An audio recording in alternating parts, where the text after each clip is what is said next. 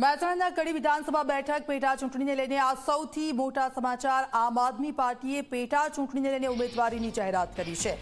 જગદીશ ચાવડાના નામ પર આમ આદમી પાર્ટી મહોર લગાવી છે। આપના પ્રદેશ પ્રમુખ ઈસુદાન ગઢવીએ જાહેરાત કરી છે।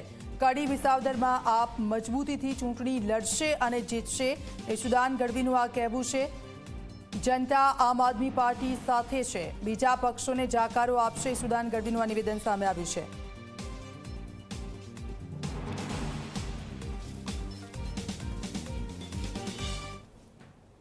આ યુનિફોર્મ સિવિલ કોડ છે એ ક્યાંક ને ક્યાંક અડચણરૂપ થવાનું છે।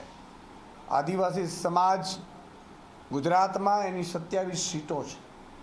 ભાજપે 27 સીટોમાં ઘૂસી નહીં શકે જો યુનિફોર્મ સિવિલ કોડ લાવ્યું હતું। અમારા માલધારી સમાજને પણ આ અસર કરતું છે।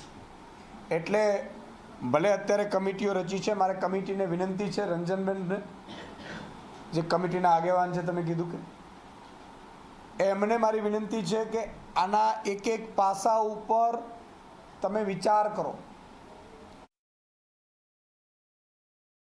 આજે કડીની જે પેટા ચૂંટણી યોજાવાની છે એ માટે આમ આદમી પાર્ટીએ માનનીય અરવિંદ કેજરીવાલજી, રાષ્ટ્રીય નેતૃત્વ અને પ્રદેશ નેતૃત્વએ નક્કી કર્યું છે કે યુવા ચહેરો અને લડાયક ચહેરો જગદીશભાઈ ગણપતભાઈ ચાવડાને ઉમેદવાર તરીકે જાહેર કરીએ છીએ।